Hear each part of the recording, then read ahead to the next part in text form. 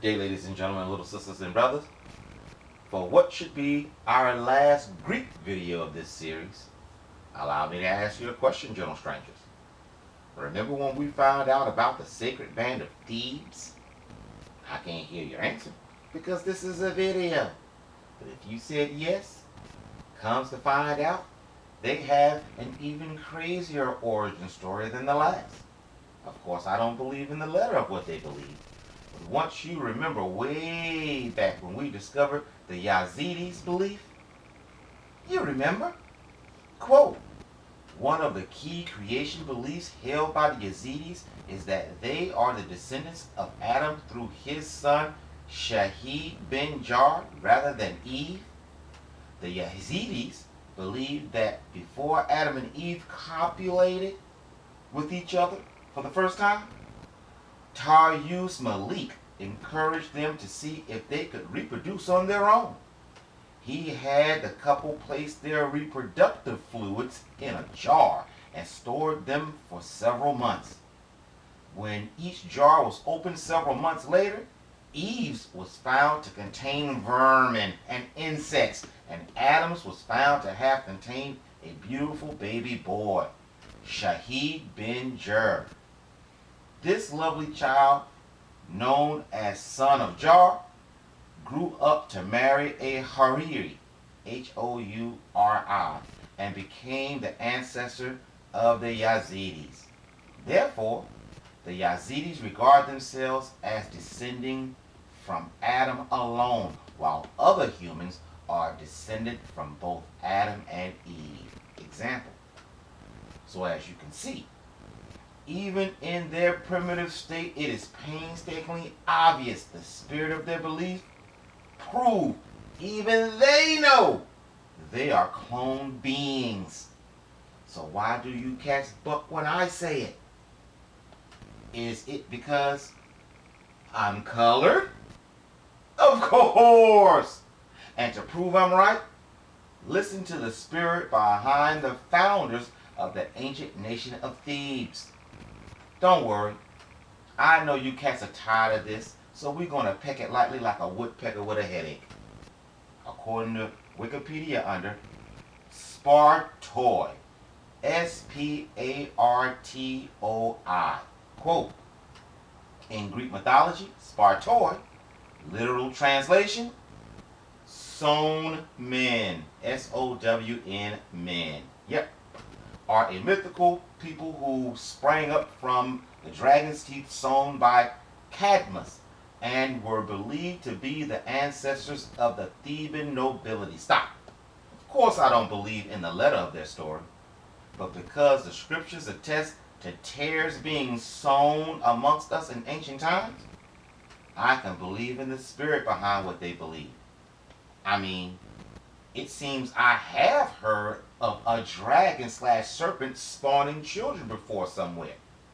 And seeing the children in question are the nobility with tangible acts of recorded history, well, I can't help but think of Uncle Isaiah chapter 14, verse 29, etc. I'm just saying, that's all. But let's continue for more clues, shall we? Now let's check out who the sower is. According to Wikipedia under Cadmus, Cadmus, quote, in Greek mythology, Cadmus was the founder and first king of Thebes. Cadmus was the first Greek hero. Listen to this.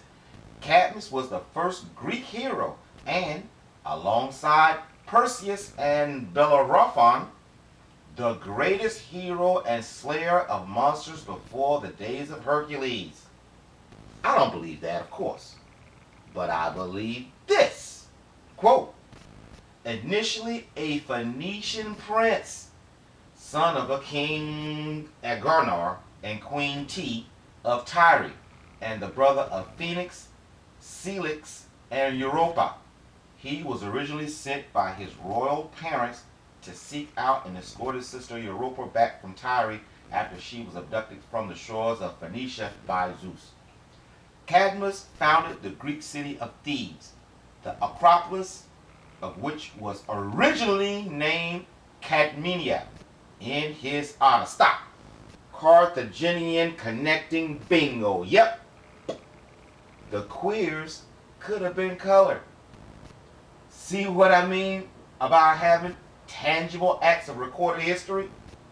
Before that unchallenged urge for you to buck me wins, because I know that urge is hitting you. I know it's hitting you.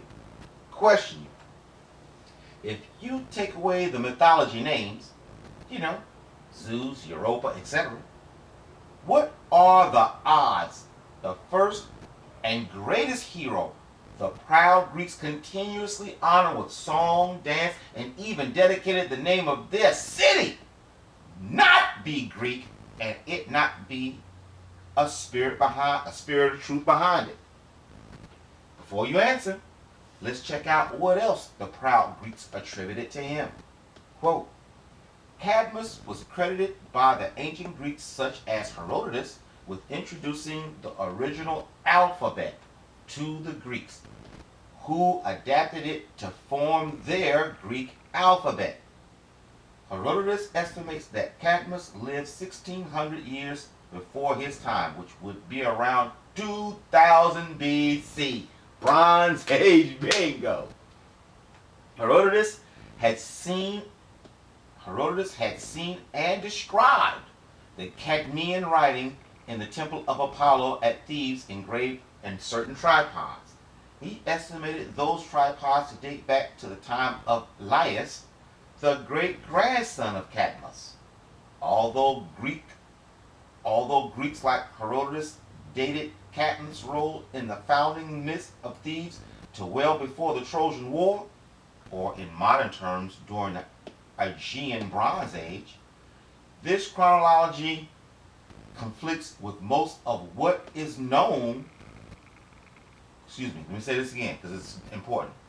This chronology conflicts with most of what is now known or thought to be known about the origins and spread of both the Phoenician and Greek alphabets. The earliest Greek inscriptions match Phoenician letters forms from the late 9th to 8th century BC. In any case, the Phoenician alphabet, listen to this, the Phoenician alphabet, properly speaking, was not developed until around 1050 BC, or after the Bronze Age collapse. Stop. Bingo. What? Wait a minute. Quote, in any case, the Phoenician alphabet, properly speaking, was not developed until around 1050 BC, or after the Bronze Age collapse. This can only mean history overlaps. Surely you know it would be difficult to sail around the world and conquer it without writing anything down, right? Of course, the Phoenicians had writing before the Bronze Age collapse, just like we know their trading partner and brother, Egyptians, had writing also. They were both Ham's children who lived right across the Mediterranean from each other, right? Something else. Surely if the mighty Mycenaeans dominated and painted their lifestyles on pottery, they had writing as well. I don't know about you, but to Little Miss Ivy and myself, this sounds like the perfect example of history overlapping. Just like when your computer program upgrades, how it overlaps and erases the last obsolete program. Basically, it was in with the new and out with the old. That entire dispensation armada, the Spartans, the Phoenicians, the Mycenaeans, the Minoans, etc., obsoleted slanted-eyed programs were upgraded, which meant new upgraded technology, new programs, new upgraded languages, new writing, warfare techniques, etc. And again, notice how their origin stories are steeped in tangible recorded history to back it up. But let's continue with the original article for more clues, shall we? Under founder of Thebes. I'm cutting to the chase. We already read most of this anyway. Quote, The dragon had been sacred to Ares, so the god made Cadmus do penance for 8 years by serving him. Listen up, listen up. According to Theban tellings, it was at the expiration of this period that the gods gave him harmonia, literally meaning well put together or well assembled, as wife. Example, bingo. We can look at this last part in two ways. The first, the Greek gods were simply calling her a brick house. Could be. Men objectifying women's superficial attributes. That sounds good to me. But seeing gods are not assembled or put together, even in mythology, well, maybe, just maybe, we can look at the spirit behind it and realize they are exposing their replica nature once again. I'm just saying. I'm glad this is over with now. You guys are not, y'all not history buffs like me. I like this history stuff. I like to get the concrete. Let me get the foundation so when I hear something later on, boom, I can go right back to this. Or yeah, I can build on it. So what's next? Ooh, I got something big for you next. It's exactly the exact same thing, but it's more pronounced. This one right here, I knew if you can get past this one, I said, okay, the next one's like the Russia. I'm scared of Russia, so I love to read about them. Oh, you wait till you figure them out. The exact same things we've seen before. I'm going to show you the pattern. So, I'm going to definitely give you what are the odds. This has happened this time. The next exact same thing can happen the next time, and the exact same thing happens. The exact same thing the next time. No, that's a pattern. And like a sister just said on the video, in the comment section, I didn't even perceive it. But the generations that was pushed out when it said all those people in that region for that particular dispensation, the generations, there were 20-year gaps. Yeah, I didn't even, when I was reading that, it didn't hit me. But yeah, that was good looking stuff. Yeah, 20-year gaps. So I'm starting to look at my research, 20-year intervals in these pulses. That's what I'm looking at. All right? But I got something big for you next time. If you guys can stomach it.